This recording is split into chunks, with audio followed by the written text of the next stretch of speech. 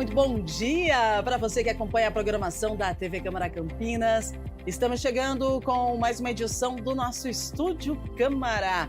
Manhã de quarta-feira, dia 18 de fevereiro. Como você está? Tudo bem? Por aqui tudo ótimo. Vamos lá então, já começando com a primeira pergunta para você de casa. Você já percebeu como o celular se tornou companheiro inseparável de muitos idosos? O que muitas vezes parece apenas uma distração ou uma forma de amenizar a solidão, pode estar escondendo um vício silencioso e perigoso. No programa de hoje, nós vamos entender por que o uso excessivo de telas pode impactar a saúde mental, comprometer as finanças e até colocar em risco a segurança de quem já passou dos 60 anos. Um debate necessário para as famílias e fundamental para quem deseja envelhecer com qualidade de vida, autonomia e consciência digital. E você faz parte dessa conversa. Conta pra gente, como é que é aí na sua casa? A avó, o vô, tá todo mundo conectado, né? Quanto tempo eles passam no celular? Ah, você não percebeu? Então, às vezes eles passam tempo demais e a gente precisa de uma educação digital, não só para os nossos jovens, não só para os nossos adultos, mas também para os nossos idosos, que hoje a maioria deles tem um celular e estão conectados. É sobre isso que a gente fala hoje. Manda sua mensagem para a gente. Tem alguma dúvida? Os nossos convidados já estão aqui no estúdio. Daqui a pouquinho vamos apresentá-los. Então, enquanto isso, vai mandando a sua mensagem pelo WhatsApp, que já está na sua tela. 1997-829-3776. Sua participação é muito importante para a gente. E agora a gente atualiza algumas informações. Já apresentamos, então, os convidados de hoje. Nós vamos falar sobre a dependência digital dos idosos. Bom, informação chegando para você. A Câmara de Campinas realiza hoje, quarta-feira, a partir das 18 horas, a 5ª reunião ordinária deste ano, com análise em primeira discussão de 2 projetos de lei que são complementares à pauta principal e também homenagens e denominações. Bom, um dos projetos que devem ser votados é o projeto de lei 136 de 2025, de autoria do vereador Luiz Iabico. Ele obriga empresas de telefonia, internet, TV a cabo a agendar atendimentos técnicos domiciliares com uma hora exata escolhida pelo cliente, proibindo turnos genéricos, como de manhã ou à tarde. Esse projeto também exige 24 horas de antecedência, 3 opções de horários, rastreamento em tempo real do técnico e um aviso prévio de 2 horas para remarcação e também desconto de 10% na fatura seguinte em caso de descumprimento, tá?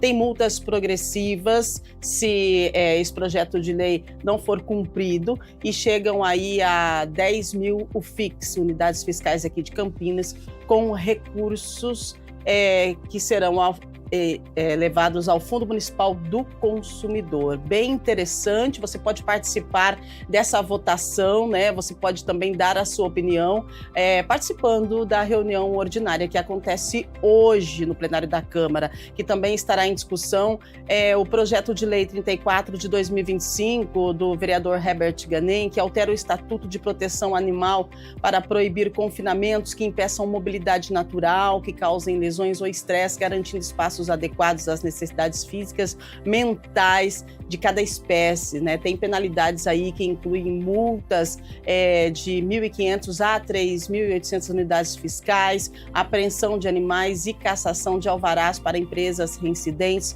ressalvando aí o transporte em caixas apropriadas. A sessão da Câmara ocorre hoje no plenário, tá? Tem transmissão ao vivo aqui pela TV Câmara Campinas, no YouTube também, e tem mais outros itens que incluem diplomas de honra, denominações de ruas e salas. Então, é uma pauta para você dos trabalhos de hoje da sessão no plenário a partir das 18 horas. Agora a gente fala de saúde porque a Secretaria de Saúde de Campinas recomenda que adultos de 15 a 59 anos atualizem sua caderneta vacinal nos centros de saúde, pois o calendário não se limita só à infância. Você sabia que nós temos aí algumas doses para serem tomadas? Entre as doses indicadas para adultos tem a do sarampo, cachumba e rubéola, né? A SCR, São 2 até 29 anos, uma de 30 a 50 anos, tem a da febre amarela, tem a hepatite B, tem a DT, que é difteria e tétano,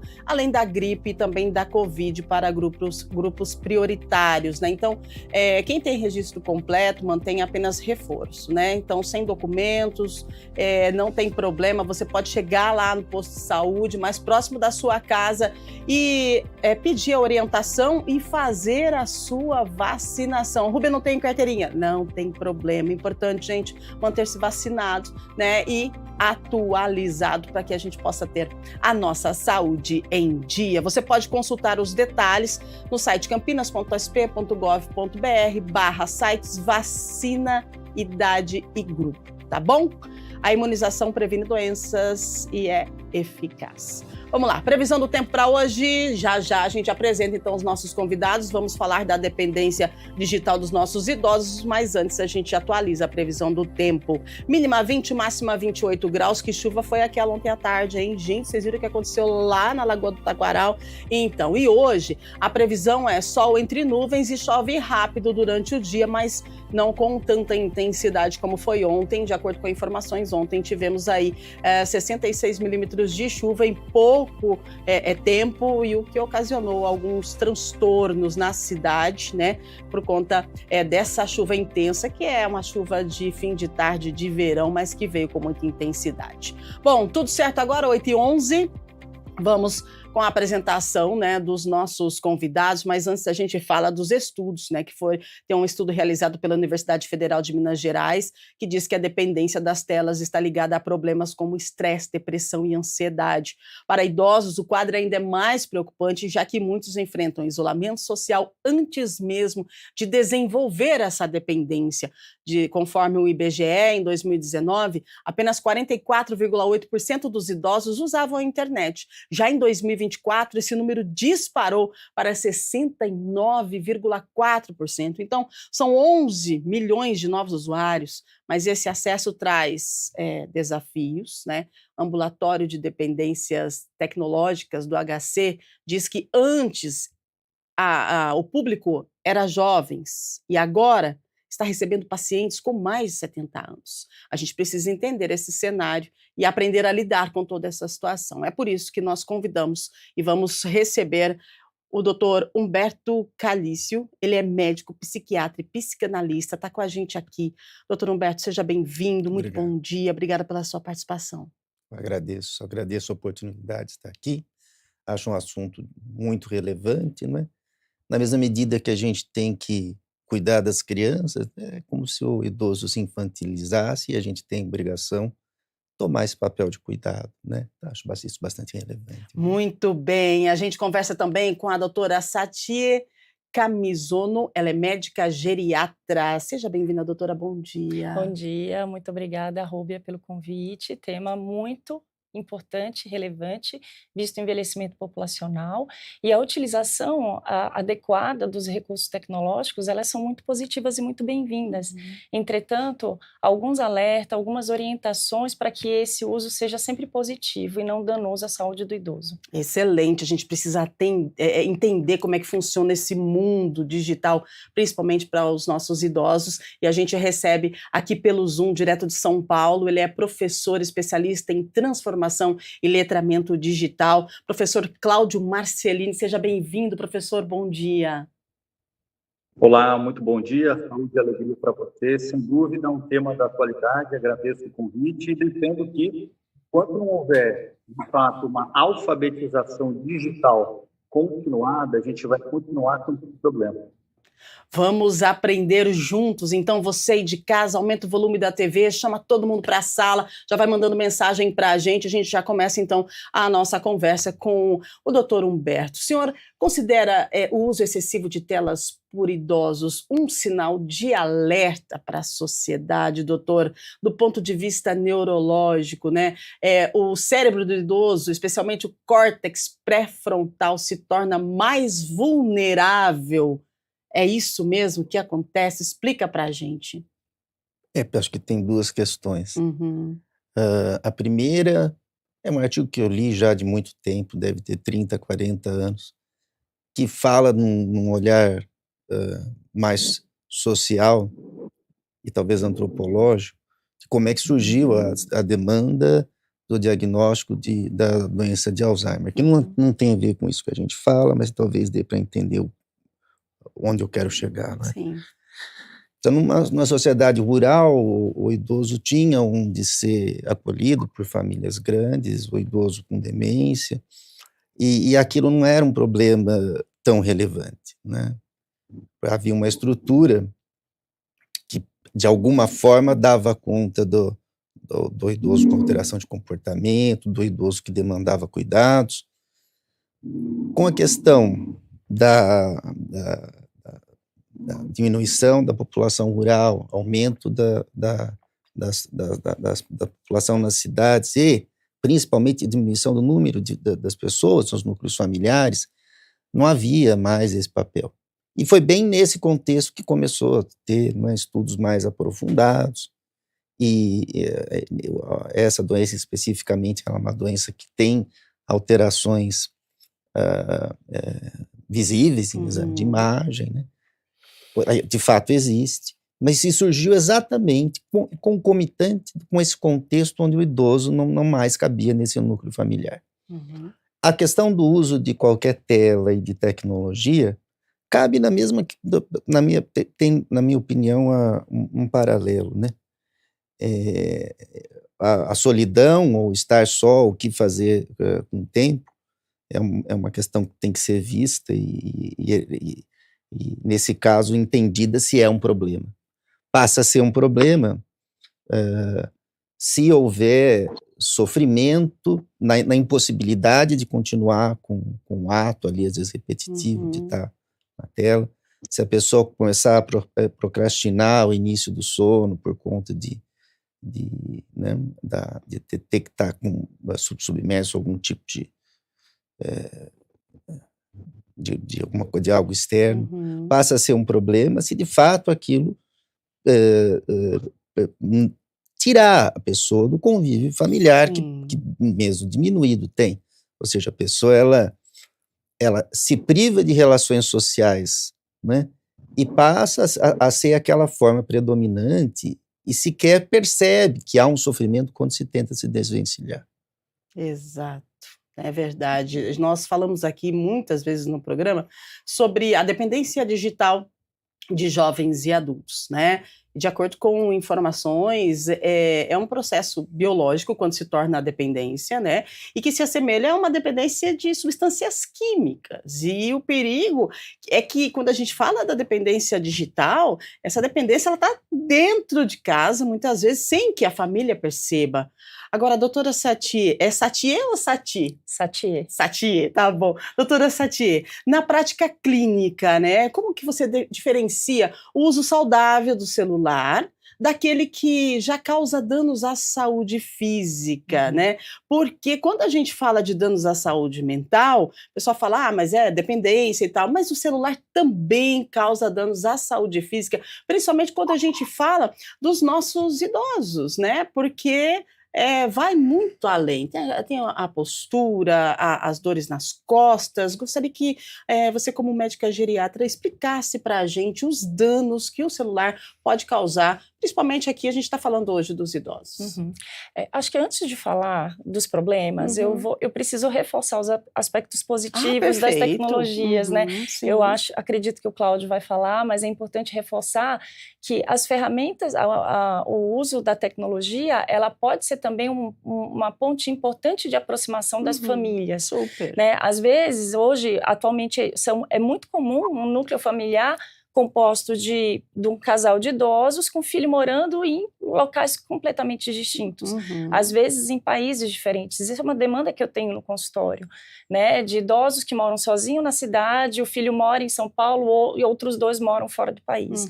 Então, a tecnologia é uma ferramenta de aproximação. Esses idosos acabam conseguindo acompanhar o crescimento dos seus netos, o dia a dia da família, é um ponto de conexão entre eles, né, os grupos de WhatsApp, para combinar encontros e reuniões, o uso da tecnologia também de forma positiva, como alguns aplicativos de estímulo cognitivo, né, busca de viagens, de passagens. Então, assim, existem muitos recursos positivos quando são bem utilizados. Exato.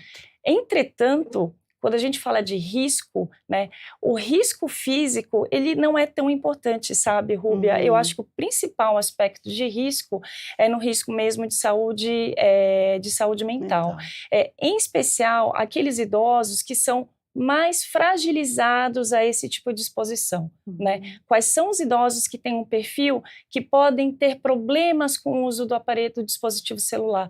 Os idosos que moram sozinhos, né? Porque eles, às vezes, utilizando muito esse recurso, eles deixam de ter uma vida real, né? Eles deixam de ter o contato físico, sejam com amigos, seja com família. Aqueles idosos que já têm um quadro depressivo, há estudos que correlacionam fortemente depressão e dependência do uso de celulares. E de uma via bidirecional, sabe, Rúbia? Um reforçando a outra situação, né? E também o risco maior para aqueles idosos que já têm uma perda cognitiva ou um quadro demencial inicial, né? Esses idosos, por já apresentarem algum componente neurológico, eles podem piorar a questão da sua atenção, eles podem ter um pouco mais dificuldade de operacionalizar na hora de mexer o celular e saber também o momento de parar. Sabe essas redes sociais que têm feeds infinitos? Né? Os então, algoritmos, né? Aquela questão de saber o momento certo de parar, né? E isso acaba perdendo o controle, principalmente quando você usa em qualquer momento o celular. Então, o idoso que já tem uma doença neurológica, ele já é muito comum ter associação de distúrbios do sono. E se esse idoso faz uso desse dispositivo celular no período da noite, e o aparelho celular ele emite a luz azul, que inibe a produção da melatonina, que é um hormônio fundamental para a indução do sono, ele acaba tendo uma alteração do sono, o ciclo sono-vigília, né? E isso só pode piorar a questão neurológica e cognitiva. Nossa, como é importante conversarmos para a gente poder entender. Você aí de casa deve estar igual eu. Eles ficam falando e eu fico assim, de boca aberta, porque, gente, é algo tão natural e que abre uma lacuna para muitos problemas. E a gente precisa aprender a trabalhar com tudo isso. É por isso que o professor Cláudio, ele defende que o letramento digital vai além do saber mexer no celular, né? Professor, como que essa falta de fluidez digital, essa falta de educação digital coloca o idoso em risco diante dos algoritmos que são desenhados, claro, para prender a atenção, não é? Bom, primeiro quero parabenizar a doutora pelas colocações que ela fez, vendo a tecnologia com recursos positivos para o idoso. Eu, particularmente, tenho um familiar com quase 100 anos. Ele mora a 200 quilômetros, mais ou menos, de onde eu estou, e a minha interação com ele, hoje, funciona muito bem graças a, por exemplo, um aplicativo de conversação de vídeo. E isso tem ajudado no bem-estar dele. Então, existem, de fato, uma série de benefícios que eu tenho mais de um quarto de século, e a internet não se diz, é um canal de entretenimento, bate-papo, fofoca, pornografia, o Brasil vive consumo pornográfico no mundo há muitos anos. Eu defendo que a internet é um canal de geração de valor, de informação, mas para que isso aconteça, você precisa primeiro ter uma alfabetização digital, que é a base do conhecimento. Depois o letramento. Eu vou dividir da seguinte forma, né? Muitas pessoas colocam como sinônimos e às vezes fazem confusão de um ou outro. A alfabetização digital é como se fosse o ensino fundamental. Vocês estão me ouvindo bem? Sim, estamos. O letramento digital vem na sequência. Ele é mais abrangente, é como se fosse o ensino médio. E, por fim, você tem a educação midiática, que é o que engloba os outros dois primeiros, envolve mais o senso crítico, né, a capacidade de você entender o impacto daquilo que você vai postar e consumir, né? Enquanto o letramento digital tem mais a ver com, por exemplo, identificar uma fake news. O que acontece é que hoje você tem muitos dispositivos, né? É inegável que os últimos 30 anos a gente teve uma evolução maior do que nos últimos 3.000 anos. E isso deve continuar. Porém, ao invés só da gente dar acesso aos dispositivos, hoje em qualquer lugar do país, em qualquer lugar do mundo, do país mais rico ao mais pobre, as pessoas têm acesso a algum tipo de dispositivo, que antes era um desktop, o computador de mesa, e hoje você tem o celular na sua mão, que virou o seu melhor amigo, é a sua vida. Você tem a sua rede social, você tem a sua conta no banco, você tem as suas chamadas de vídeo com o seu network e assim por diante, não é? Acontece que essas pessoas que não tiveram essa alfabetização digital, eu vou colocar da seguinte forma: nós aqui representamos uma parcela muitíssimo pequena da sociedade brasileira. Então, todos nós, desde sempre, tivemos acesso a alguma tecnologia, e mesmo sem, digamos, um curso de informática, né? Eu fui aprender informática lá no início dos anos 90, no WordStar.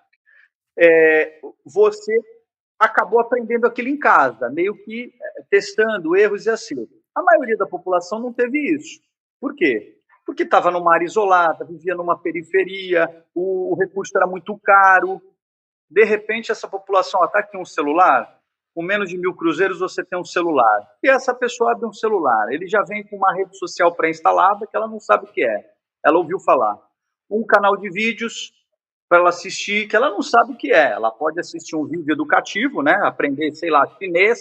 Hoje você pode estudar o que você quiser, só não faz se não tiver vontade. Aí ela acaba indo para aonde? Para o lado da pornografia. Porque ela não teve esse processo de alfabetização, de letramento. Então, eu defendo que se você não tiver essa capacitação adequada, e para esse público principalmente continuada, a gente vai continuar vendo os índices crescerem, esses índices negativos, como a gente viu na última década: consumo de pornografia, aumento de golpes digitais, né? Ao passo que quando você aplica diferente, eu tenho um case no Centro-Oeste, que a cidade foi a número um do país em consumo de pornografia, é uma cidade estritamente conservadora. E parte desse consumo vinha de Wi-Fi público. Depois de um ano de letramento digital customizado, né? Porque às vezes o que funciona para o idoso A não funciona para o B. Então não é jogar uma tecnologia e falar, se vira porque eu achei legal. Eu não sou referência, nós aqui não somos referência. A referência é o usuário, a tecnologia tem que ser pensada nele. Muito bem, um ano depois, essa cidade atingiu o índice educacional número 1 do estado e saiu do ranking de pornografia. Como exemplo. Excelente. Agora veja só, doutor, como é importante, né, esse letramento, essa educação. E aí me vem à cabeça a questão das pessoas, principalmente os idosos, né, que de repente estão nos assistindo agora, né, pensam, poxa vida, mas eu vou aprender a lidar com o celular, mas eu já sei mexer com o celular, né? E não é bem assim que funciona. Tem uma questão também que as pessoas, quando ouvem a nossa conversa aqui, pode pensar assim, não, então o celular está me fazendo mal, eu vou tirar o celular de uma vez. A gente precisa falar dessa dependência e desse medo que as pessoas têm, principalmente os idosos, de ficar sem o celular, que tem um termo aqui que as pessoas usam, que eu acho que é um termo, né, é o termo monofobia, termo. Nomofobia. Nomofobia, Isso, né? Que é o medo de ficar sem celular. E de acordo com pesquisas, essa nomofobia já atinge aí os 60 mais. Então, quais os sintomas físicos? O que pode acontecer? E quando esse medo de ficar sem celular, ele aparece, né? E é importante a gente aprender a lidar com o celular, no caso dos idosos, ou então, diante desse alerta que a gente está passando aqui, a pessoa fala assim, não vou mais usar o celular, e abandona o celular. Qual que é o ponto de equilíbrio? O que deve ser feito? Qual que é a sua avaliação sobre tudo isso que a gente fala aqui? Essa ideia de dependência, né? Que, como toda dependência, tem na sua base a tolerância e abstinência, que são critérios básicos. A gente pode fazer em contrapartida, pensar em como seria a abstinência e a tolerância com esses aparatos tecnológicos e com a informação. Porque, entenda, quando a gente fala na homofobia, não é só o medo extremo de não ter acesso ao aparelho, é não ter acesso à informação. Exato. Só o aparelho em não é si, só né? o que aparelho, mas é o que ele proporciona ou qualquer aparato, então tem a ver com o acesso à informação. E muitas vezes é uma informação, precisa ter acesso a qualquer informação, não é que de fato há uma demanda pontual que naquele momento ela é necessária. Você precisa estar envolvido num contexto quase como se não pudesse lidar com os próprios vazios, não é? E essa informação quando não de qualidade, de fato, é qualquer uma. Então, a gente pode pensar a abstinência, a sujeito ter sintomas físicos mesmo, de mal-estar, de ter tremores, taquicardia, ter uma cefaleia. Já havia pessoas terem quase uma crise de pânico, sem ser pânico, na impossibilidade de ter acesso a esses aparelhos. E esse é um critério, então, de dependência. E a tolerância, que é mais fácil da gente entender, por exemplo, uma pessoa que abusa de álcool, quer dizer que com o tempo do uso abusivo, ela vai ter que beber mais para vai ter o efeito que tinha naquela quantidade inicial que ingeria. A ideia é a mesma, né? A pessoa ela vai ter que, para que haja liberação de hormônios cerebrais, dopamina, que no idoso já está mais diminuído pelo próprio processo de envelhecimento, isso é um hormônio de recompensa, vai ter que haver um estímulo maior, não é? A pessoa vai ter que despender mais tempo para ter o mesmo estímulo do que tinha. Então, daí são duas questões, a repetição e a questão, no caso, do envelhecimento do sistema nervoso. Olha isso, né, gente? Quando a gente fala desse estímulo maior, e buscar mais, arremete essa questão dos jogos online, né? Porque é algo que já está tudo preparado, tudo pronto ali, para que você fique cada vez mais no celular. Então, esse estímulo maior, cada vez mais. E para o idoso que está lá, analisa, né? Ele está sozinho, né? E, de repente, a família é longe hoje, crescendo mais idosos que moram sozinhos, né, são independentes, mas aí acabam sendo dependentes do celular. Aí eu pergunto para a doutora, esse vício, né, em jogos aparentemente inofensivos, né, porque você está ali, o idoso está se divertindo e está tendo estímulos, impacta na rotina de cuidados básicos, porque quando o doutor fala que ele precisa de mais, a gente imagina, então, ficou lá 6 horas por dia no celular e nem percebeu que o tempo passou. Só que aí ele vira à noite, e ele vira e vai para o outro dia, e quando a gente fala em jogos, a gente sabe que é tudo preparado para que prenda a pessoa. Qual a relação, doutora, dos idosos com esses jogos online e o impacto nos cuidados básicos do dia a dia? A gente precisa se atentar a isso. Eu acho que, Rubi, assim, quando a gente fala dessa questão, seja de jogos, seja de redes sociais, né, ou seja de vídeos, né, como o professor Cláudio falou, de pornografia, quando a gente lida com o idoso capaz, né, o idoso que está do ponto de vista cognitivo normal, eu acho que cabe muito o papel da família quando identificar, de tentar buscar ajuda profissional ou tentar entender um pouco mais assunto para abordar esse idoso e levar para um direcionamento, um acompanhamento, porque esse idoso ele vai precisar de um acompanhamento de um profissional que lida com dependência, né, como você citou o ambulatório do HC de dependência digital, que antigamente era basicamente jovens, agora a gente já tem uma predominância aí de idosos, muito menos do que jovem, obviamente, até pelas questões dopaminérgicas, como o doutor Humberto falou. Então, assim, quando a gente lida com esse perfil de idoso, é importante a família se atentar. Há um problema? Vamos buscar ajuda, né? Quando a gente está falando dos idosos já com comprometimento cognitivo ou com demência, aí é um ponto que a família, ao perceber, é importante que comece a utilizar alguns recursos tecnológicos, que eu acho que o professor Cláudio vai poder até falar melhor, que são os controles parentais de uso de tecnologia, né? Começar a monitorar, ver o tempo que está ficando em redes sociais, o tempo que está utilizando jogos, que tipo de aplicativos estão baixados, né? Claro que isso, numa condição ainda leve, a gente precisa tomar um pouco de cuidado, porque isso pode gerar um certo conflito entre familiar e o próprio paciente.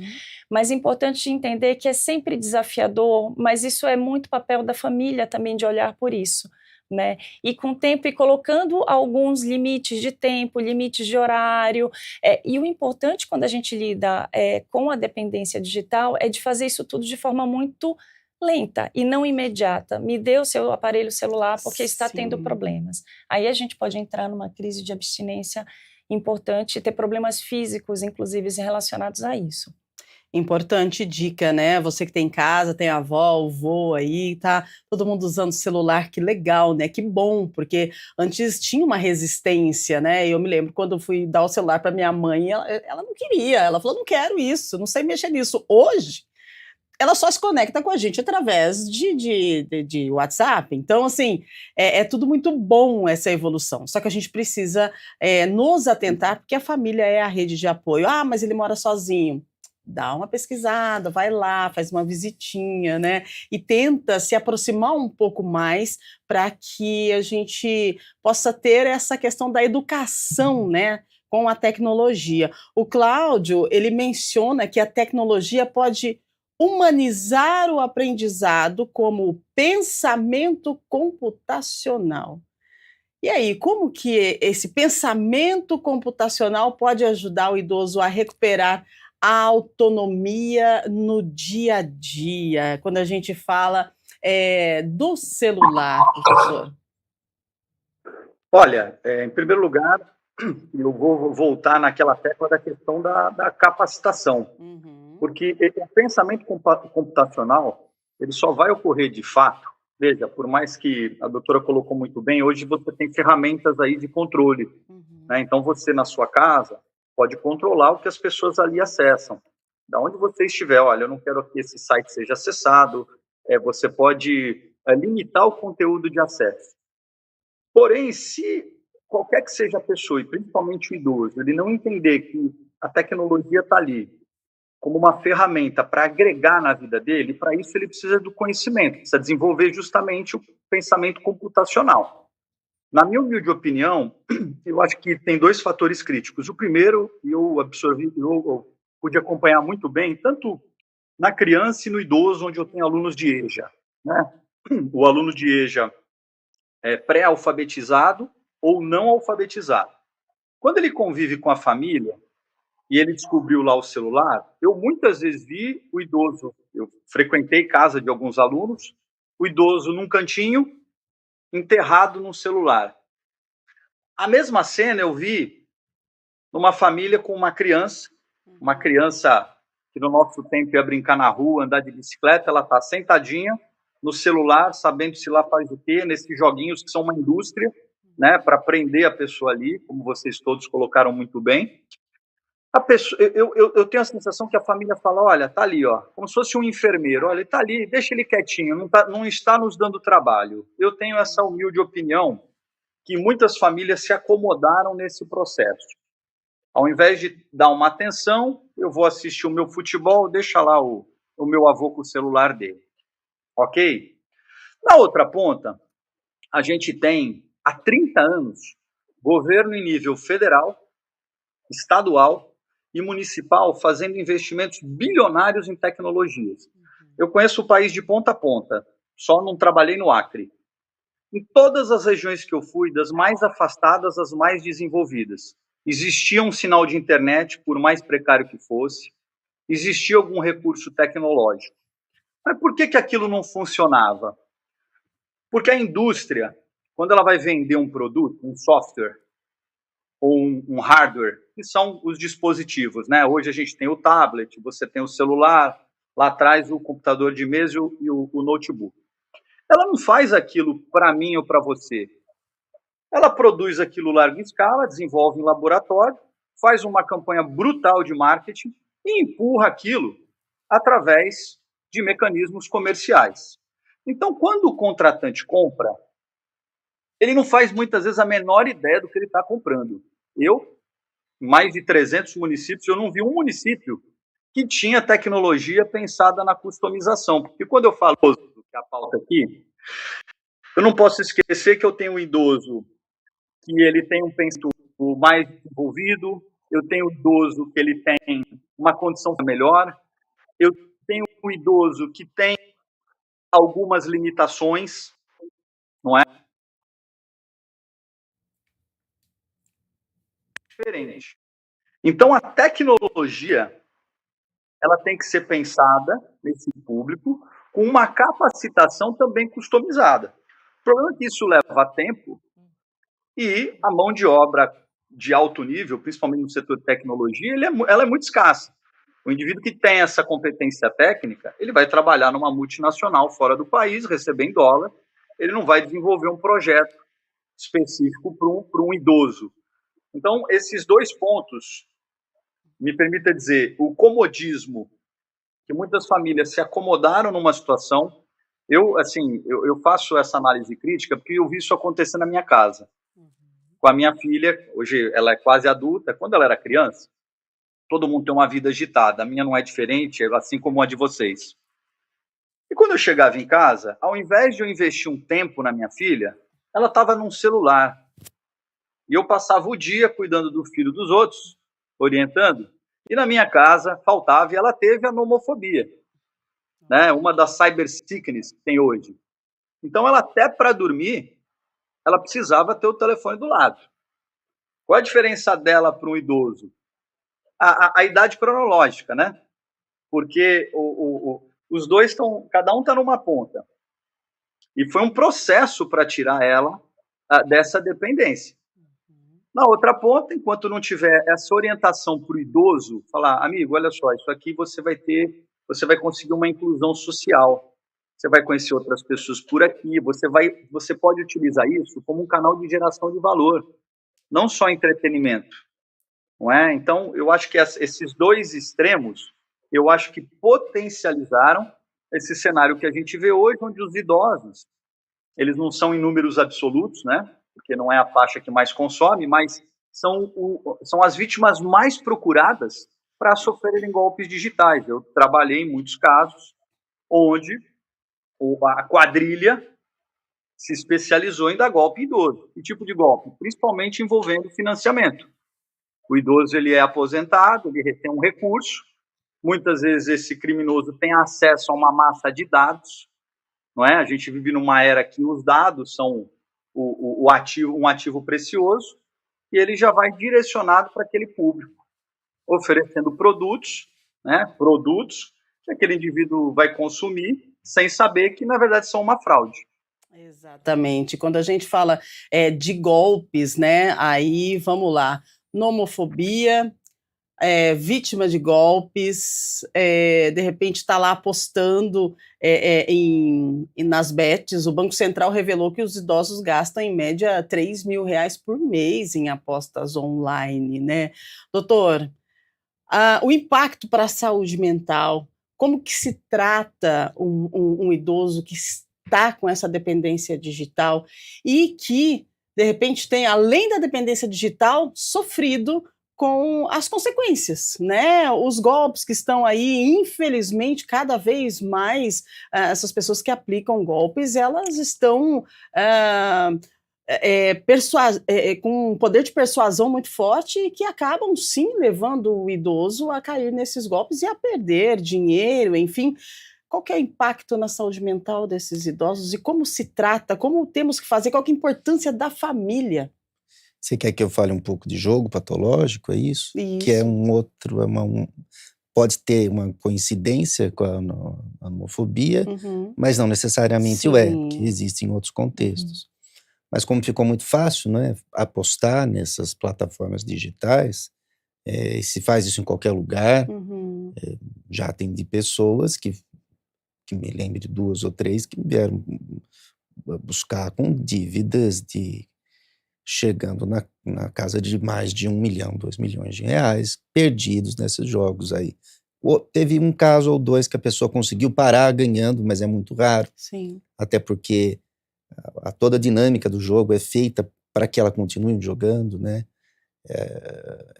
E aí se cria um outro mecanismo adictivo, né? Muito grave, que traz questões, como eu disse, financeiras e às vezes familiares. Esse dinheiro, geralmente, de um dos casos, envolve a família como um todo, né?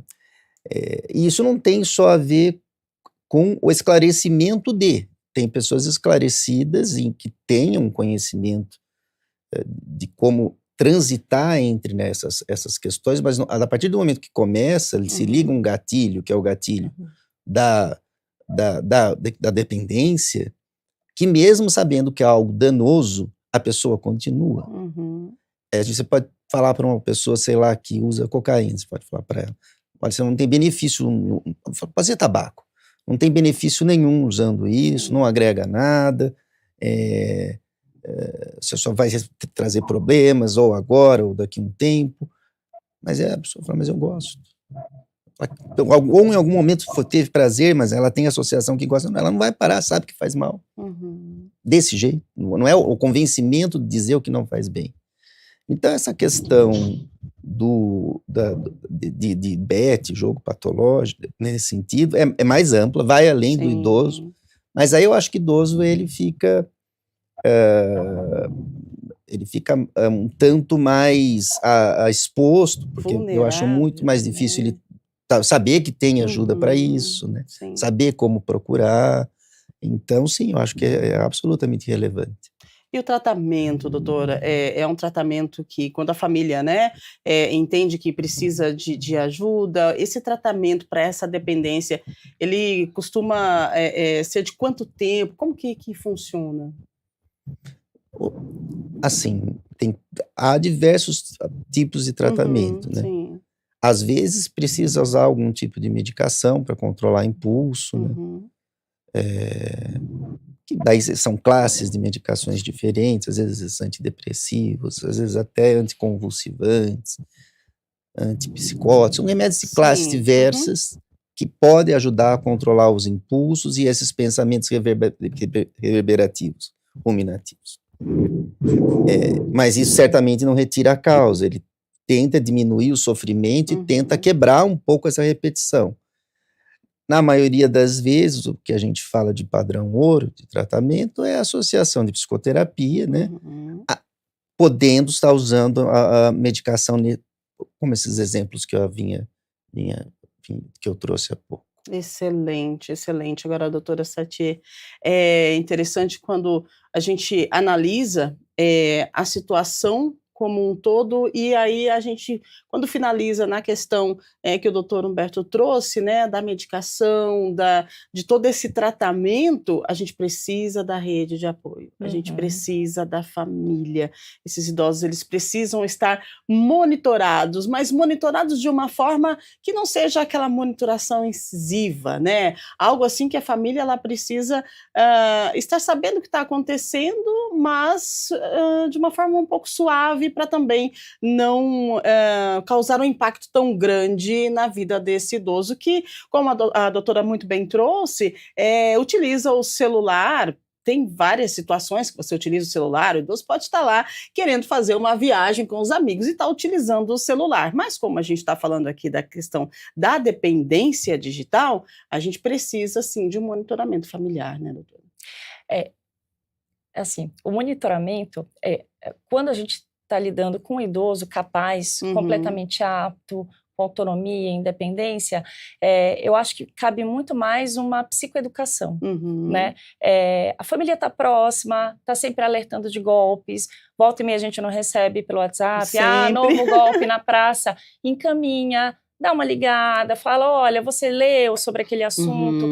Então, eu acho que o papel da família nesse perfil de idosos é muito mais estar próximo, sinalizar o risco, né, dar os alertas e, olha, se aparecer alguma coisa, se você tiver dúvida, se coloca à disposição para ajudar esse idoso. a gente sabe que a vida moderna hoje, o tempo é exíguo, os núcleos familiares cada vez são menores, né, para conseguir dedicar esse tempo, né, como o professor Cláudio falou agora há pouco, né, chega em casa todo mundo cansado e não quer ter o terceiro, quarto turno de trabalho, mas, né, que seja no final de semana, ter essa conversa, sempre sinalizados em relação aos riscos, né.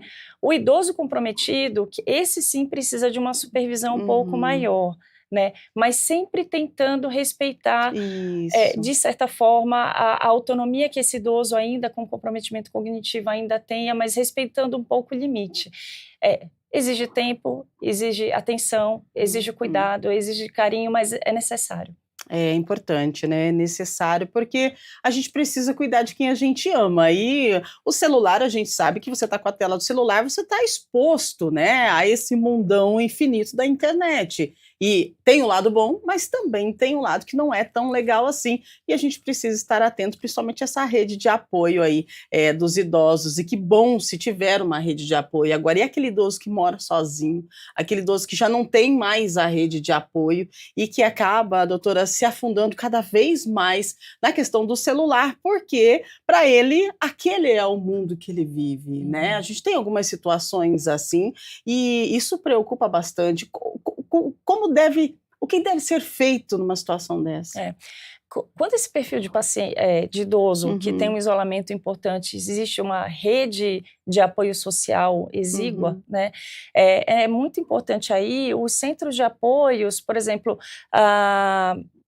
nos bairros, né? Então, tentar identificar qual a unidade básica de saúde daquele bairro, sinalizar a equipe de saúde. Às vezes a equipe de saúde tem a equipe que vai no domicílio para poder fazer. Existem recursos sociais que podem ser utilizados nesse sentido, né? O serviço social dos municípios das unidades básicas de saúde. Então, existe uma capilaridade aí de rede de apoio para poder, quando, por exemplo, você identifica um idoso em risco, seja de violência, de abandono, então existe a delegacia do idoso que você pode acionar para tentar buscar apoio para esse idoso que é sozinho. Muito bem, agora 8h51. A produção está me falando que nós temos pergunta, eu acho que dá para uma para cada um, né, produção? Então tá certo, vamos lá então, pode colocar a primeira pergunta para a gente na tela. Rogério Martins, da Vila Industrial. O excesso de vídeos curtos e conteúdos rápidos pode diminuir a capacidade de concentração dos idosos ao longo do tempo? Vamos lá então, professor Cláudio. Esses vídeos curtos, né, e conteúdos rápidos. Muito interessante. Uma pergunta muito interessante. Eu particularmente não tenho estudo especificamente para dizer que isso vai afetar ao longo do tempo a concentração. O que eu posso dizer é, qualquer coisa consumida em excesso, seguramente você vai ter uma alteração. E hoje, essa questão de você cortar os vídeos, né, isso virou também uma indústria. Tem gente que vive disso, né, fazer recortes de vídeo, e os algoritmos das ferramentas que são utilizadas aí nos principais canais, por exemplo, de redes sociais, aquilo vai gerando visualização. Essas pessoas que produzem esse conteúdo são monetizadas, recebem recursos por isso, sem perceber o vício. O que eu acompanho é que, além do vício, um dado muito curioso, diferente do jovem, quando você pega um jovem, por exemplo, um adolescente, da classe A e um da classe D, há uma diferença de discernimento no consumo daquilo que é oferecido na internet. Lembrando, falando do seguinte princípio, nenhum dos dois foi alfabetizado digitalmente. Quando eu vou para a classe dos idosos, não existe essa diferença, e quando ela existe, ela não é tão grande.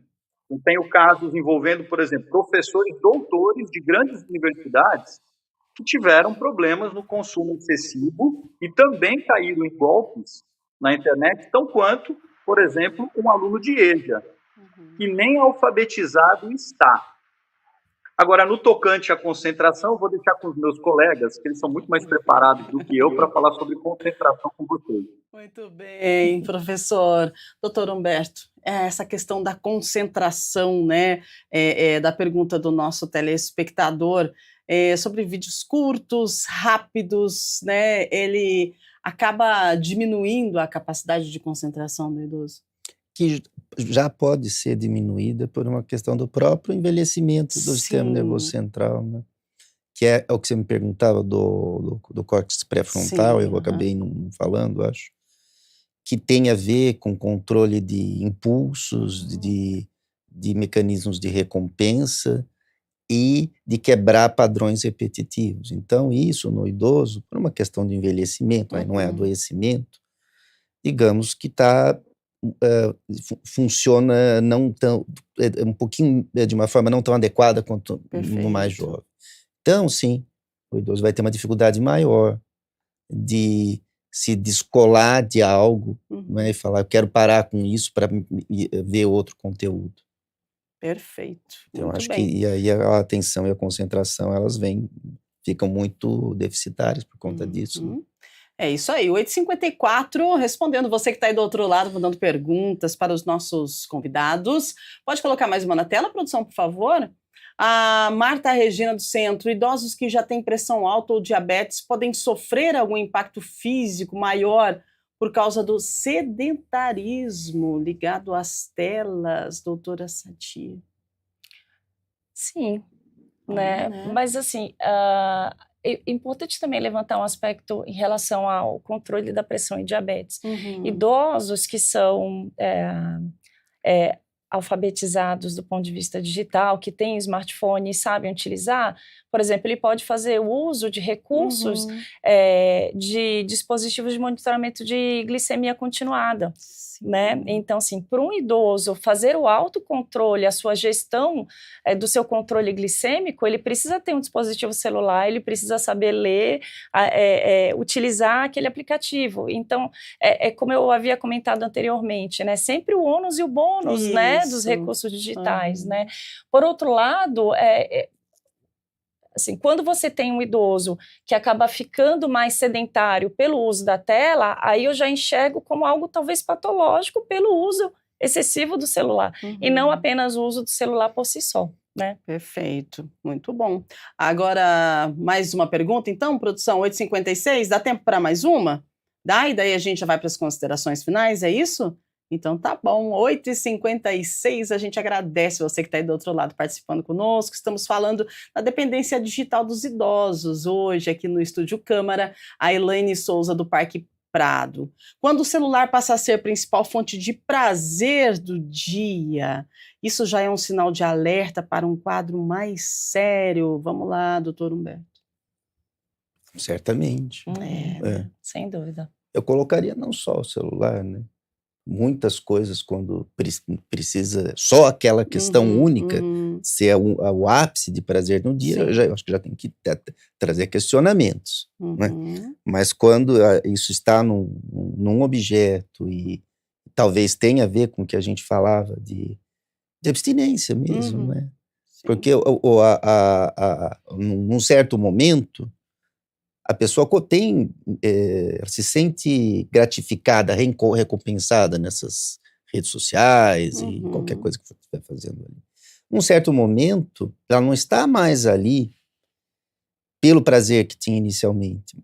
Na verdade, ela nem sabe por que está. Exato. Às vezes, o que fica é não ter o desprazer, de não ter acesso àquilo e não mais o prazer que tinha inicialmente. Então, isso é uma questão que acho que é para ser pensada com bastante seriedade, até porque questiono se de fato aquilo é a fonte de prazer. Talvez tenha sido em algum momento. Exato. Você poderia só fazer uma complementação em relação a essa pergunta? Eu acho que sim, concordo com o colega, é um sinal de alerta, lembrando daquela referência que eu trouxe, que existem estudos que mostram uma correlação forte da dependência do uso de celulares e depressão, né? E uma correlação bidirecional.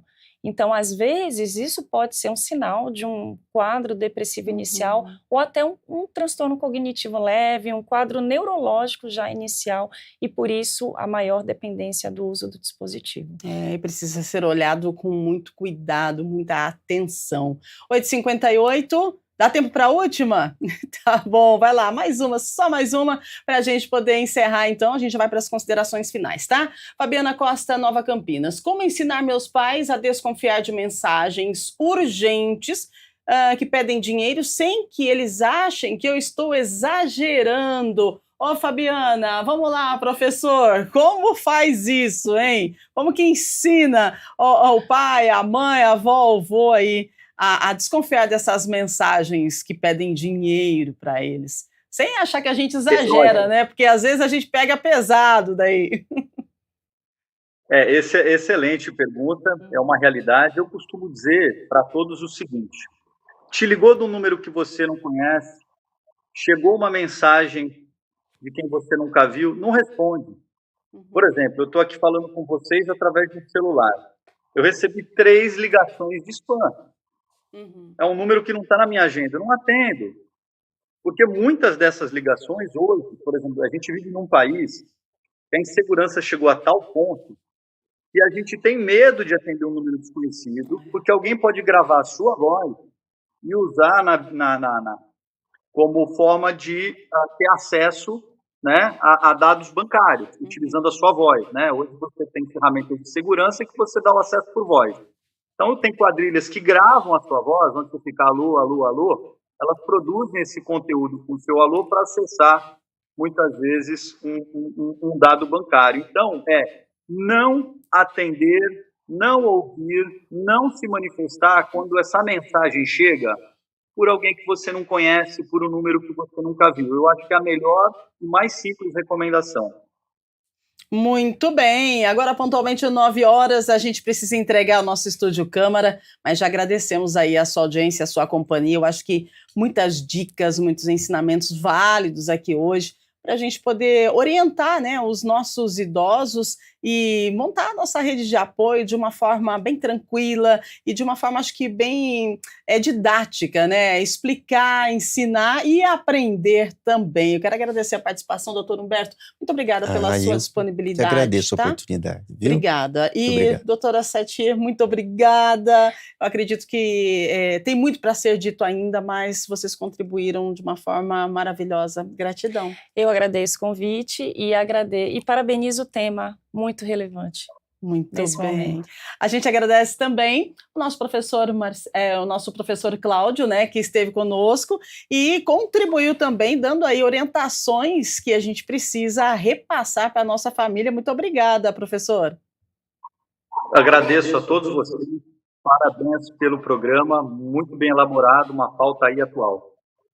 Uma pauta atual que precisa ser discutida, falada, levada para casa, conversar, dialogar com a família sobre a dependência digital, não somente dos nossos jovens, dos adolescentes, mas principalmente dos nossos idosos, que acabam ficando vulneráveis, né, a tanta informação, a essa tecnologia que está na palma da nossa mão. Então, a gente precisa, sim, de inclusão digital, sim, é necessário, né? Mas a gente precisa de muita cautela quando a gente fala da inclusão digital dos nossos idosos. A gente agradece você que está aí do outro lado. Mais uma vez, muito obrigada aos nossos convidados. Um abraço grande, fique bem, uma excelente quarta-feira e não esqueça que ao meio-dia temos Câmara Notícia com informações do Legislativo. Daqui a pouquinho a Iria está chegando direto da Central IA, trazendo para vocês atualizações, né, informações aqui de Campinas, do Estado de São Paulo, Brasil e mundo, cotação do euro, dólar e muito mais. E amanhã nós temos Estúdio Câmara a partir das 8 da manhã e amanhã a gente fala sobre a ditadura das agulhas. Então, elas prometem emagrecimento rápido, controle da fome, a gente fala das canetas emagrecedoras que mudam corpos, hábitos de consumo, cardápios de restaurante, vitrines da moda e até o mercado das bebidas alcoólicas. Mas o que acontece quando o dinheiro acaba e a aplicação é interrompida? A fome volta, o peso retorna, o efeito sanfona reaparece e quando o corpo muda de novo, O que acontece na autoestima? O impacto vai além da balança. É físico, é psicológico, é social. A gente está diante da liberdade de escolher o próprio corpo ou de uma nova pressão estética sustentada por aplicações contínuas. E quando o dinheiro acaba? E quando você não consegue mais sustentar as aplicações? Como fica a sua saúde mental e a sua saúde física? É sobre isso que a gente fala amanhã. A ditadura das agulhas é o nosso bate-papo a partir das 8 da manhã, ao vivo, aqui no nosso Estúdio Câmara, e a gente conta com a sua participação. Grande beijo, 93, fique muito bem e fique na programação da TV Câmara Campinas. Valeu, tchau, tchau.